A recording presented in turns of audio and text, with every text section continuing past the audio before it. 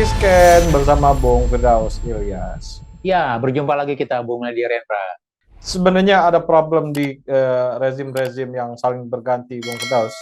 Ketika rezim waktu reformasi berganti, Habibie berganti, semua apa yang disebut dengan warisan Habibie ya, termasuk pesawat terbang, termasuk industri-industri strategis ya, BPI segala macam, itu lambat laun hilang, Bung Pres. Padahal itu adalah dari uang rakyat dan itu menjadi sebuah modal yang harus dikelola oleh negara. Begitu juga di zamannya SBY sebagai contoh ya, SBY bangun ya, Wisma Atlet ya, itu sampai sekarang itu hancur ya. Kalau duitnya itu dari rakyat gitu ya, jadi nggak diterusin segala macam. Jadi kalau ada sebuah warisan-warisan lama yang pakai uang rakyat, itu jangan dibumi hanguskan, ya dilanjutkan seoptimal mungkin, dan kalau dia punya gagasan baru, ya dia silahkan punya gagasan gitu, tapi jangan sampai itu menjadi sebuah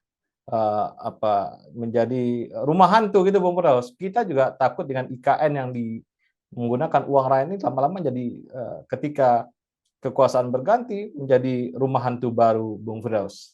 Ya, ilustrasinya pas sekali Bung Meldi ya, terutama dengan perdebatan terkait ibu kota negara Nusantara yang sedang digadang-gadang oleh pemerintahan Jokowi termasuk di akhir masa jabatannya.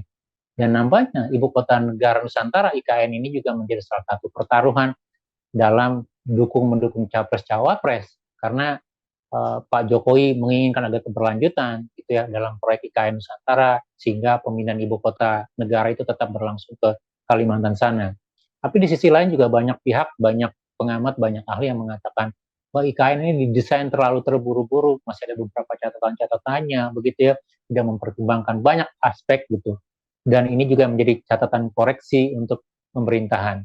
Nah, pertanyaan kita adalah dari tiga pasang capres-cawapres ini gitu ya, ketika hasil pemilu 2024 selesai, bagaimana dengan nasib IKN gitu. Kita tidak ingin IKN, Ibu Kota Negara Nusantara itu menjadi, ya artinya menjadi terlantar gitu ya, menjadi proyek yang sia-sia. Bahkan kalau kita ingat begitu banyak effort yang sudah dikeluarkan, tidak hanya uang gitu yang sudah ratusan ratusan triliun, termasuk juga uang-uang yang lain, tapi juga bumi, air gitu, karena perubahan dari hutan, ekosistem dan segala macam waktu begitu, bahkan perdebatan politik Bu Meldi gitu. Jadi kalaupun nanti akhirnya IKN ini menjadi proyek yang tersia-sia, menurut saya ini jadi satu kerugian besar untuk kita. Walaupun yang jadi pertanyaan kita, kira-kira seperti apa yang harus, ya artinya agar benar-benar untuk kepentingan publik gitu, bagaimana bagaimana IKN ini dikelola gitu. Jadi kita tidak ingin ilustrasi nanti seperti IPTN atau proyek-proyek strategis di zamannya Pak Habibie atau di zamannya Pak SBY gitu ya, itu hilang gitu. Nah, kalau ini yang terjadi, maka secara sederhana saya katakan Bung Meldi sebagai orang yang menggeluti keuangan negara, maka kita akan mengulang lagi kerugian keuangan negara gitu. Jadi yang nilainya tidak hanya mungkin satu dua triliun, tapi ratusan atau ribuan triliun begitu. Ini suatu yang sangat kerugian besar untuk kita. Nah, bagaimana kita memandang IKN termasuk dalam skenario masing-masing capres-cawapres gitu, sehingga satu kemanfaatan publik itu menjadi itu yang dikedepankan. Kemudian yang kedua aspek efisiensi penyelamatan keuangan negara juga dipertimbangkan di dalam mengelola keberlanjutan IKN nanti, Bung Meldi. Ya, ini kita bisa atur, Bung Firdaus ya. Mungkin masalah kecepatan pembangunan ya. Kalau dia punya prioritas lain, misalnya presiden baru punya prioritas lain, dia tetap membangun prioritas gitu ya.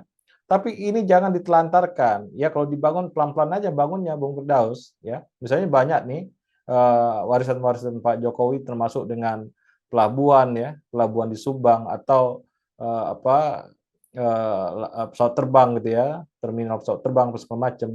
Nah, ini kan banyak sekali dan walaupun belum maksimal gitu ya, tetap itu harus dilanjutkan gitu. Nah, bagaimana melanjutkannya tergantung dari prioritas pembangunan yang dipakai oleh para capres-capres ini. Yang tidak boleh itu dinolkan, itu nggak boleh. Tapi dibikin kecepatannya sedikit melambat sih, oke, Bung Firdaus, nggak ada masalah. Tapi itu dinolkan, itu yang menjadi kesedihan kita, karena itu adalah uang rakyat.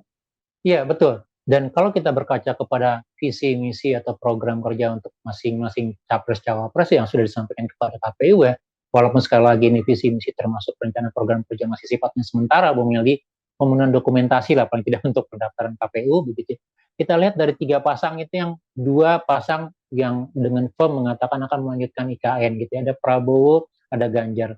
Sementara Anies dan Caimin itu masih agak ragu-ragu, tidak mencantumkan IKN di dalam visi atau dokumen program kerjanya. Walaupun sekali lagi kalau ditanya apakah akan melanjutkan atau tidak, ini masih dalam perdebatan, masih dalam pergodokan tim gitu.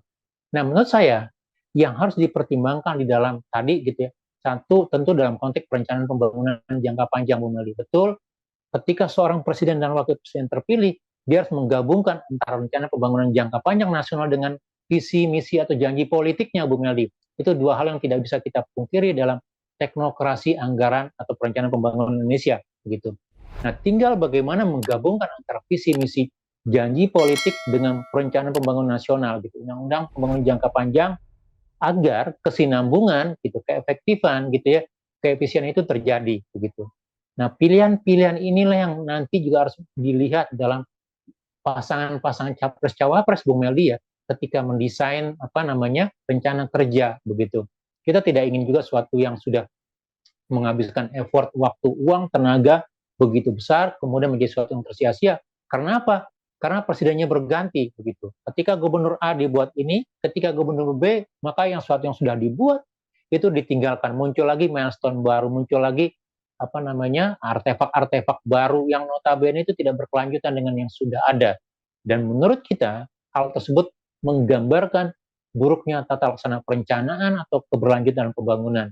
Dan itu yang kita tidak harapkan terjadi, Bung. Jadi sekali lagi, ya saya sih melihat gitu ya, salah satu isu yang nanti akan jadi perdebatan besar dalam kampanye Pilpres gitu ya, dan mungkin juga akan ditanyakan dalam debat gitu ya, dalam 5 sesi debat, bagaimana salah satunya adalah poin keberlanjutan rencana pemindahan ibu kota negara Nusantara ke Provinsi Kalimantan, Bung Meldi, begitu. Pertama, publik juga harus memberikan semacam karena publik harus diberikan keyakinan apakah ini hanya sekedar proyek main-main, proyek menghambur-hamburkan keuangan negara gitu ya, atau memang sesuatu yang memang dirancang, ditujukan untuk kepentingan jangka panjang, untuk kepentingan publik yang lebih besar, Bung Meldi. Saya memberikan contoh untuk DKI, Bung Firdaus, sejak zamannya Pak Sutioso, Fauzi Bowo ya, dan terus. Itu misalnya kayak LRT, ada MRT, ada busway pertama dibikin oleh ada monorel ya, Sutioso. Mungkin monorel yang belum jalan sampai sekarang ya. Nah, yang lainnya kan dilanjutkan. Iya. Yang busway dilanjutkan walaupun ganti-ganti nama, itu nggak ada masalah. Ganti-ganti nama terserah Anda mau ganti-ganti nama apa. Nah, itu dilanjutkan gitu. Karena kalau itu nggak dilanjutkan, dia menjadi sebuah artefak, jadi penyembahan baru kan di situ ya. Jadi ini uang rakyat menjadi sebuah batu-batu aja kan nggak ini ya, tidak bijak ya, sebuah pemimpin atau presiden tidak bijak membiarkan itu menjadi sebuah gedung atau sebuah ruang yang menjadi tidak berguna. Inilah kita harapkan. Contohlah Jakarta, walaupun gubernur terus berganti, tapi itu dilanjutkan oleh presiden, oleh gubernur berikutnya, Bung Firdaus. Jadi sekali lagi, walaupun orang bilang keberlanjutan itu identik dengan Jokowi, tidak. Keberlanjutan itu identik dalam semua proses pembangunan. Kecuali memang kita melakukan perubahan mendasar, begitu ya, gitu. Nah, keberlanjutan dalam pembangunan itu menjadi salah satu gambaran bagaimana efisiennya, bagaimana efektifnya sebuah pemerintahan. Kalau di masing-masing pemerintah, setiap pergantian pemerintahan tidak muncul keberlanjutan, artinya proses pergantiannya tidak efektif, tidak efisien, tidak punya perencanaan pembangunan. Nah, kalau kita bicara buruknya perencanaan pembangunan, kita bicara tidak berjalannya fungsi teknokrasi di masing-masing, mulai dari level perencanaan, level pelaksanaan. Artinya kementerian lembaga yang ada selama ini itu tidak bekerja, Bu Meldi. Karena satu yang menjadi penjamin ya bahwa bergantinya presiden, bergantinya kepemimpinan ini tidak akan merusak pelayanan atau rencana pembangunan. Karena apa? Karena kementerian lembaganya tetap ada, dia juga orangnya gitu, dia sudah punya blueprint, dia punya rencana kerja, dia punya aturan main yang sama begitu ya. Tinggal berganti pemimpin, termasuk juga untuk beberapa fitur rencana atau janji-janji politik. Tapi secara makro gitu, dia akan terus melanjutkan bergerak ke depan, membangun gitu ya. Sehingga kalau kita bicara Indonesia yang semakin baik, Indonesia yang semakin maju, itu bisa menjadi sebuah realita, Bung Meldi. Bukan sekedar bagian dari uji coba gitu ya, 5 atau 10 tahun kepemimpinan, kemudian berganti lagi. Dan kalau ini terjadi, yang menjadi korban, yang menjadi rugi adalah kita sendiri, terutama 280 juta rakyat Indonesia, Bung Meldi. Ya, ini sebenarnya juga contoh Bung Bros. Misalnya kalau itu dilanjutkan secara lambat ya, presiden sebelumnya jangan pundung juga. Artinya berarti presiden baru punya prioritas lain gitu ya. Nah, karena membangun Indonesia ini nggak bisa sendirian, harus estafet gitu pembangunannya. Dan pada titik tertentu berdasarkan konteksnya tiba-tiba prioritas berubah, ya nggak apa-apa demi masyarakat. Tapi yang nggak boleh itu adalah yang saya bilang tadi, dia menjadi zero, jadi nol, tidak diapa-apain, itu yang tidak menjadi tidak berguna gitu ya. Tapi kadang-kadang presiden ini pada suatu titik dia ingin mempertahankan warisannya, dia menggunakan kekuasaan kepada anaknya misalnya, itu juga nggak boleh Bung Firdaus. Seakan-akan orang lain tidak akan melanjutkan apa yang dia bangun gitu. Dia sedikit a priori atau dia melihat wah kalau bukan orang saya ini tidak lanjut. Enggak juga. Artinya bahwa pembangunan itu akan berlanjut karena ada basis teknokrasi di Indonesia yang tentunya dia menghitung, melakukan studi-studi bahwa ini akan dilanjutkan, tapi prioritasnya digeser, itu bisa terjadi, Bung Firdaus. Iya, betul. Ini juga menjadi pertaruhan teknokrasi Indonesia ya, Bung Meldi ya. Jadi kalau kita lihat, ya mungkin agak takut juga. Jadi politik semacam a priori ketakutan berlebihan Pak Jokowi sehingga untuk menggaransi, misal dari banyak cita-cita atau rencana pembangunannya gitu ya. Jadi untuk menggaransi IKN tetap berjalan, salah satunya dengan mengatakan, oh iya harus ada bagian dari darah saya atau bagian dari keluarga saya yang menjadi pemimpin gitu. Dengan itu maka saya memastikan itu akan terjadi. Walaupun sekali lagi itu tidak menjamin akan seperti itu, bisa jadi malah berubah 100% Bu Meli begitu ya. Tapi yang menjadi pesan kita adalah bagaimana dalam konteks perencanaan kita. Jadi kalau kita tanya misalnya teman-teman Bappenas, teman-teman Kementerian Keuangan, atau teman-teman teknis ya seperti PU gitu ya, apakah proyek-proyek yang ada proyek-proyek strategis nasional, proyek-proyek mercusuar tanda kutip ya, yang dikatakan sebagai bagian dari membangun ketahanan pangan, membangun ketahanan negara, membangun kemandirian energi, karena itu isu-isu besar nanti Bu Meli ya gitu ya, isu perubahan iklim atau ramah lingkungan gitu, itu adalah isu-isu besar nanti begitu ya. Nah, bagaimana isu-isu ini dibangun sebagai sesuatu yang memang berjalan step by step terus berlanjut, bukan hanya sekedar bagian dari prestasi atau achievement seorang pemimpin, tapi adalah achievement dari bangsa Indonesia yang maju, yang berdemokrasi, yang sehat begitu. Jadi ini himbauan kita kepada mereka Bu Medi. Jadi sekali lagi kita harapkan untuk segala sesuatu yang baik, yang sudah terencana dengan baik, itu bisa berjalan secara baik, secara konsisten begitu ya. Sesuatu yang kurang yang bisa diperbaiki, bisa diluruskan, itu diluruskan tanpa misalnya menghilangkan keberlanjutan yang sudah ada pada sebelumnya, Bung Nadi. Ya, terima kasih Bung Firdaus. Sama-sama Bung Edi, terima kasih, tetap semangat, salam Indonesia bersih. Salam Indonesia bersih.